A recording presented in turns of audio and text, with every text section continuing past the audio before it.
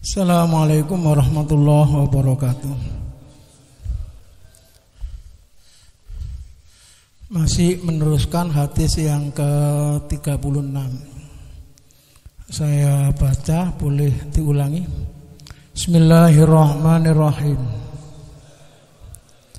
An Abi Hurairah radhiyallahu anhu. Anin Nabi sallallahu alaihi wasallam qala man nafasa an mu'minin kurbatan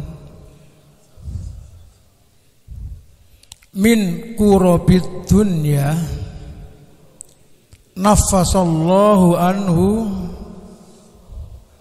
kurbatan min kurabi yaumil qiyamah. Wa man yassara ala mu'sirin yassarallahu alaihi fid dunya wal akhirah. Wa man satara musliman satarallahu fid dunya wal akhirah. Wallahu fi aunil abdi ma kana al abdu fi auni akhi. Wallahu fi aunil abdi ma kana al abdu fi auni akhi. Wa man salaka tariqan yaltamisu fihi ilman sahalallahu lahu bihi tariqan ilal jannah.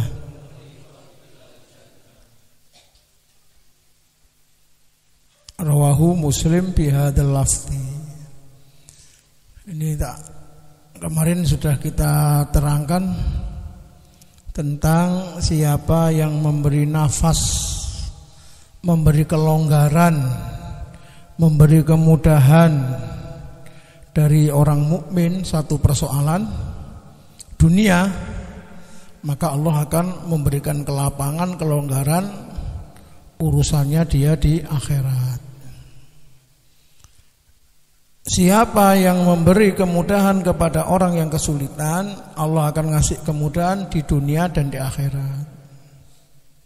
Kemarin satu minggu ini sudah ngamalkan ya, sampun ya, sudah enggak? Sudah belum? Insya Allah mudah-mudahan diterima Allah Ta'ala. Jadi PR-nya PR amal aja. Terus ini yang ketiga ini, wa man satara musliman satarahullahu fid dunya wal akhirah. Ini sangat penting ya, apalagi zaman-zaman sekarang. Siapa yang menutupi aib saudara muslim di dunia ini, maka dia akan ditutupi aibnya oleh Allah di dunia dan di akhirat.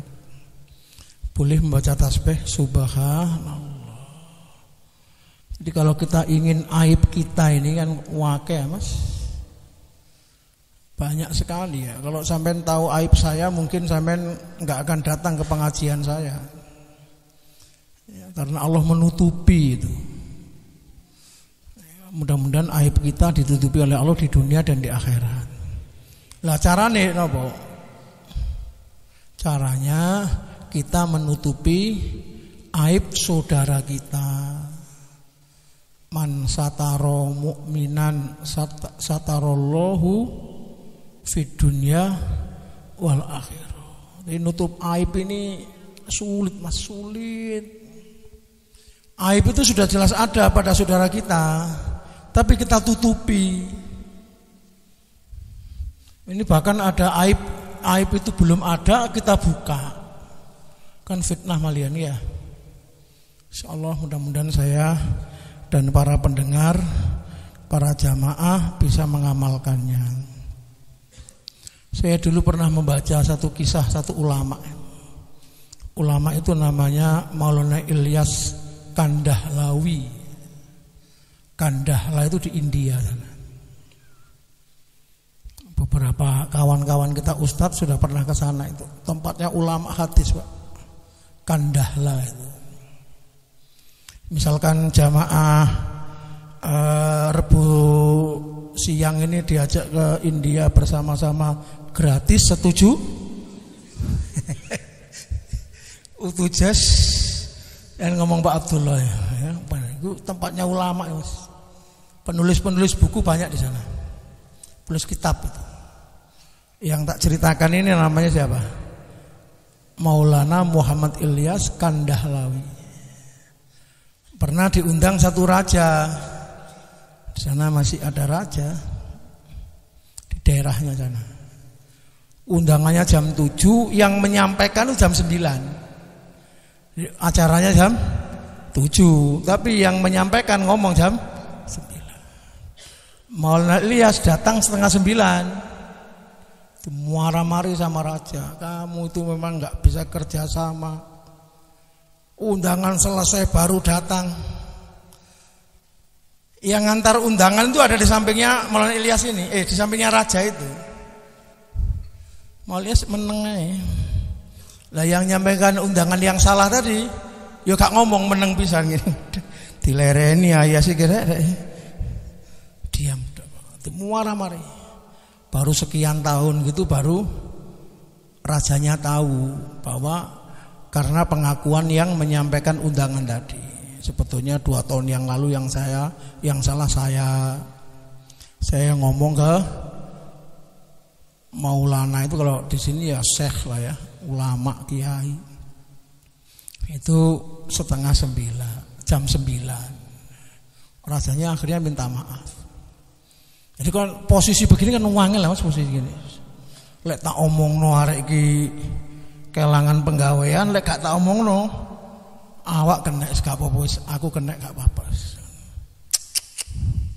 Iku sifat TOP napa kadit. Tapi Arema kalah pegel. Emosi apa gara-gara goblok arek sapa jenenge pegel. Bapak cak, mas gak mikir ya. Jadi gitu. Aku mau ngomong apa cak? Menutupi aib ini mak penting. Ojo sampai kita ini seneng gitu loh, menyampaikan aib orang itu seneng gitu. Jangan. Ada apa? Bukan urusan kita nih. Ojo. Apa mas? Ojo kepo gitu loh. Ya, nggak perlu. Kalau saya ada tamu yang cerita kejelekan orang ya tak stop sama. Perlu mau bocah ngundang ya sudah, ngundang tok ojo ngelantur ya. Ya, jangan sampai kita ini, kecuali ada kepentingan jadi saksi di pengadilan harus adil dan seterusnya. Jangan sampai ya. Yang lebih bahaya lagi, belum tentu aib itu ada di kawan kita menceritakan. Waduh bahaya Pak itu Pak. Begitu diklarifikasi mek jauh sepuro tok. Itu berat itu, padahal nama kawannya itu sudah jelek itu di mana-mana. Ya. Itu hati-hati. Mudah-mudahan kita dijaga oleh Allah Subhanahu wa taala. Jadi ojo sampai seneng nyeritakno aib orang ya. Karena ya banyak ancaman juga tentang itu. Seorang yang menceritakan aib saudaranya, dia enggak akan meninggal dunia sebelum aibnya itu dibuka oleh Allah. Jadi karena untungnya blas karena untungnya. Ya semestinya ya kita termasuk bab itu Bu, bab inilah. Kalau bab pinangan itu ya, seorang wanita dipinang laki-laki, wanitanya itu enggak cocok. Ini diantara etikanya nggak boleh cerita-cerita itu. Biar tahu jaluk aku hari aku PN wis sisoku itu. Ojo. Jangan-jangan kalau itu menjadi saudara kita. Itu diantara etikanya begitu, nggak menceritakan. Kecuali sekali lagi itu ada kepentingan syar'i ya.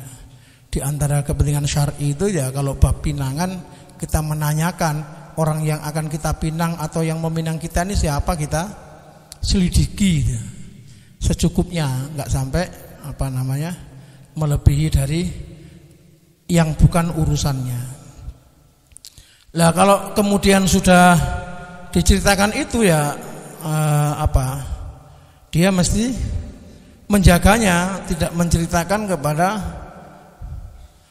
semua orang. Makanya kan termasuk bab curhat itu nggak boleh curhat ke semua orang, nggak boleh. Ya, curhat ini hanya boleh kepada orang yang satu ahlinya, dua amanah. Tak ulangi, curhat kepada siapa? Syarat-syaratnya ada dua. Satu apa? Ahli, yang kedua amanah. Ahlinya itu memang. Jadi kalau bukan ahli aja, yang kedua amanah, dia menjaga apa namanya Mas? Menjaga aib itu saudaranya itu. Terus yang kedua atau bab yang kedua, keempat dari hadis ini, man salaka tariqan yaltamisu fihi ilman sahallallahu lahu tariqan ilal jannah. Siapa yang berjalan menuju ilmu atau dalam rangka mencari ilmu, maka Allah akan mudahkan baginya dengan ilmu tersebut untuk masuk surga. Ya, mudah-mudahan majelis kita ini setiap Rabu, Sabtu, terus Selasa itu termasuk kita mengamalkan hadis ini. Salaka dia berjalan secara fisik ataupun berjalan dalam arti berusaha, nulis, ngamalkan, menghafalkan, itu termasuk suluk atau salaka. Tapi di sini Imam Nawawi memberi beberapa syarat. Hadis ini akan berlaku siapa yang berjalan menuju majelis ilmu dalam rangka cari ilmu, Allah akan mudahkan dia dengan ilmu tersebut untuk masuk surga. Ini yang pertama memang menunjukkan pentingnya ilmu, Mas. Pastikan ilmu-ilmu faraid ya. Wudu kita, sholat kita pastikan benar. Bacaan Quran kita, gunah, ikhfa, pastikan benar. Ya, ada beberapa ilmu itu kalau nggak talaki nggak bisa, Pak. Seperti Al-Quran itu nggak bisa itu. Antum dengarkan YouTube ya, bacaannya Syekh Abdurrahman Sudes gitu. Ngrungokno dhewe terus sampean tirokno. Itu nggak akan bisa. Lek gak sampean setorkan itu, nggak ditashehkan, nggak ditalakikan, nggak bisa. Sampean ngrungokno bacaannya qori yang enak gitu ya. Rungok-rungokno dhewe, nirok-nirokno dhewe. Niroknone koyo-koyo persis nirokno ni. Koyo-koyo enak ngono, Pak. Begitu disetorkan ke orang lain ternyata banyak salah. Makanya saya berharap yang hadir dan para pendengar ini tidak malu untuk setor bacaan Quran. Siap? Kok gak kompak ya? Siap? Ya ini kedua. Karena gak bisa itu, kalau gak disetorkan gak bisa. Begitu dicek ternyata salah itu. Di beberapa syarat Imam An-Nawawi mengatakan, yang pertama yang dimaksud dengan Allah mudahkan baginya dengan ilmu itu masuk surga, ya ilmu itu diamalkan. Al-amalu bima ya'lamuhu, mengamalkan daripada ilmunya tadi. Setelah tahu ya, makanya saya suka tatbik itu praktek, mempraktekkan ilmu. Setelah tahu kemudian dipraktekkan. Yang kedua nasruhu,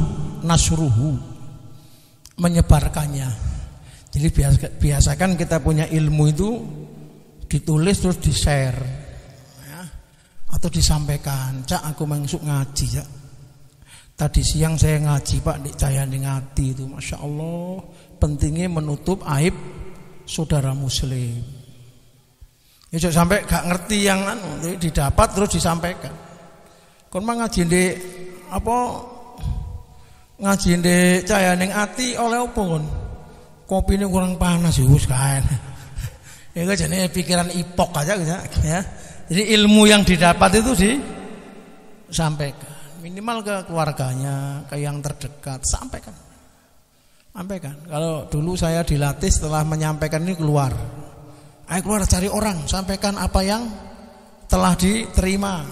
Balik lagi. Dapat berapa orang kan? 2, 3. Ayo sampaikan. Melatih menyampaikan itu penting. Ya, nasrul ilm itu tulisannya nun shin ro. Ya, jadi apa itu? Itu. Jadi akan dimudahkan kita untuk ke surga tadi ya, syaratnya itu amal terus juga menyampaikan.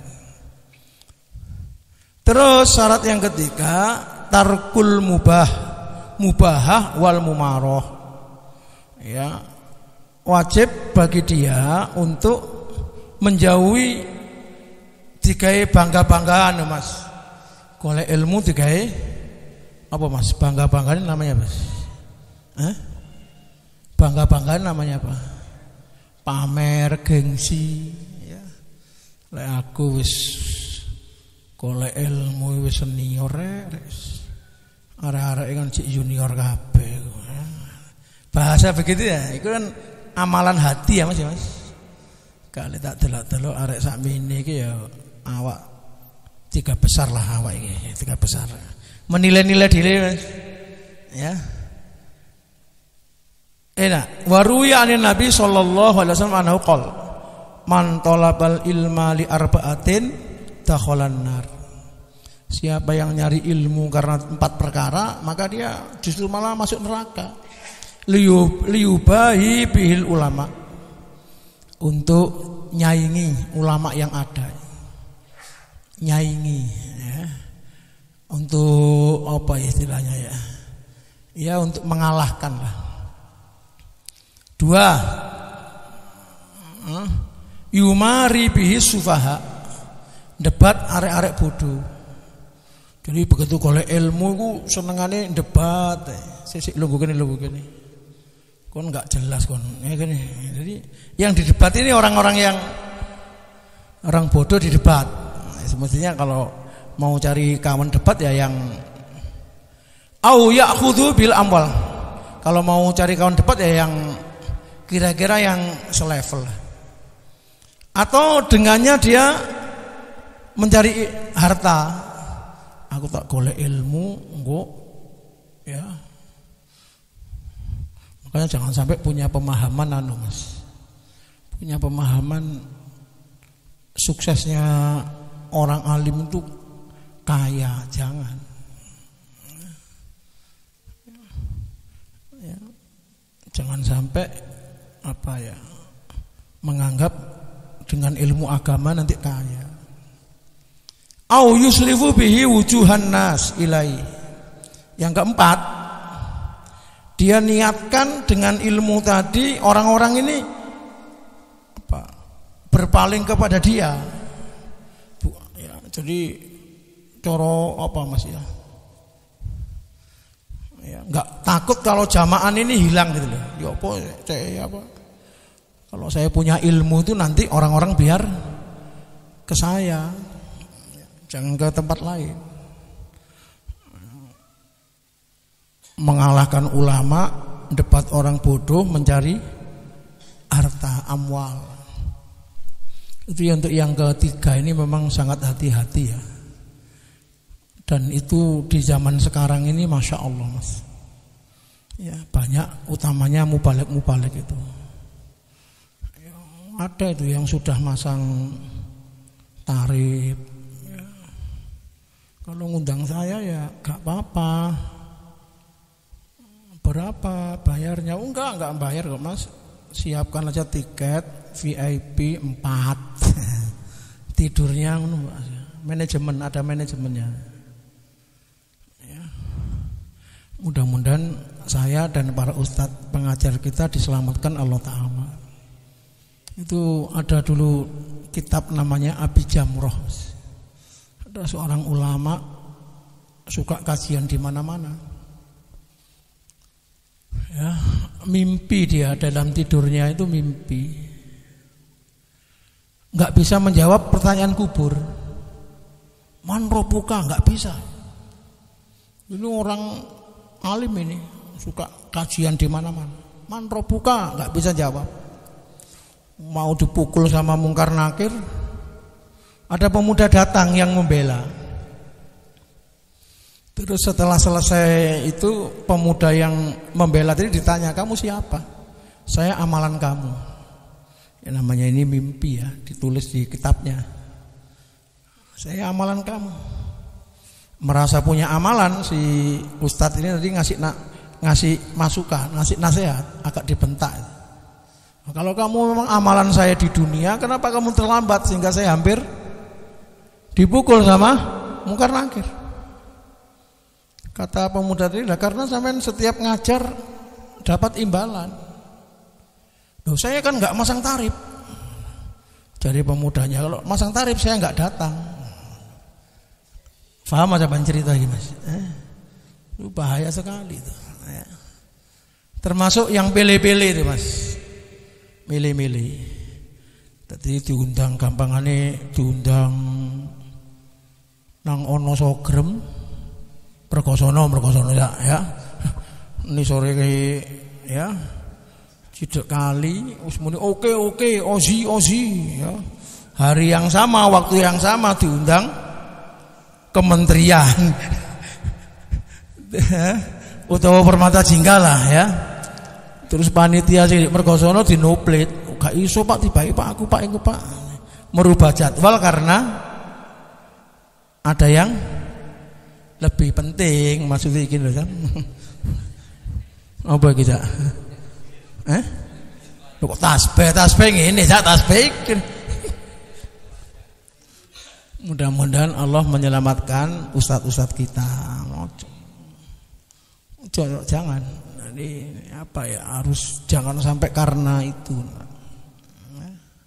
Ya, kalau ada kiai itu Arab ustadz lah ya, Arab itu ya nggak boleh. Dosa. Sing lebih dosane ku ngundang gak ngke apa-apa. Nah iki. Ngundang kan. Makanya ya kalau dulu ada kawan-kawan mubalek itu jangan kalah dengan jelangkung. Jelangkung itu berangkat tanpa apa? Dijemput pulang tanpa setan lagi datang tanpa dijemput, pulangnya tanpa setan ya. Iki yang belanian. Makanya saya ngelihat kawan-kawan saya di Malang ini insya Allah ikhlas semua Pak. Mudah-mudahan diistiqomahkan Allah Ta'ala. Nah, itu. Makanya saya melihat dulu Ustadz bisnis ojo dilokno. Ustadz bisnis yo gak apa-apa ya kan. Gak apa-apa karena barangkali dengan bisnisnya itu menyebabkan apa? Keikhlasannya terjaga. Banyak guru-guru kita Pak ya, yang sambil ngajar itu bener-bener sambil nasrul ilm ya, dia menyebarkan ilmu. Kalau kami ini kan orang-orang pesantren itu kan minimal sehari 2 kali tuh ngajar santri itu ya, alhamdulillah ya, tanpa gaji itu. Ya. Kemudian di tempat yang lain kemudian DKI loh Sam. Ya iya nggak dilarang. Tapi yang dilarang ini kan apa harapannya, apalagi sampai itu ada Mas di Malang ini menentukan sudah ada itu. Ya saya nasihatkan kalau didengar dari radio RDI ya jangan sampai. Ini ada larangan di sini bahwa yang dimaksud man salaka thoriqon yaltamisu fihi ilman sahalallahu lahu thoriqon ilal jannah. Itu di antara syaratnya dalam menyampaikan ilmu, setelah mencari dan mendapatkan ilmu dia tidak berharap harta. Maka juga saya nasihatkan ke yayasan-yayasan Islam ya yang bikin sekolah ya silakan bagus. Ya, tapi selalu saya nasihatkan kalau satu ini ada yang nggak mampu ya lah iso diikul Mas, dinapa sini Mas? Subsidi silang, ya kan? Beberapa sekolahan kita kan bagus-bagus, ada yang Ada yang mampu bayar sekian, yang nggak mampu bayar sekian, tapi kemudian disubsidi silang. Nah, jangan sampai anak orang Islam ini kemudian nggak bisa sekolah karena sekolahnya larang kabeh. Makanya ada pilihan, ada orang yang memilih wis sekolahanku tak murano wis. Ya karena memang orang yang ini melihat sisi-sisi, ada memang yang tidak mampu, beberapa orang yang nggak mampu. Ada orang itu yang santrinya itu memang nggak mampu-mampu, ada yang santrinya diberi oleh Allah yang kaya-kaya. Nah yang begini ini masing-masing para ustadz kita ini punya niatan dan insya Allah semuanya baik. Demikian mudah-mudahan amalan yang kita kaji siang hari ini dijadikan ilmu yang bermanfaat oleh Allah Subhanahu wa taala. Kita tutup dengan doa kafatul majelis. Subhanakallahumma wa bihamdika asyhadu an la ilaha illa anta astaghfiruka. Assalamualaikum warahmatullahi wabarakatuh.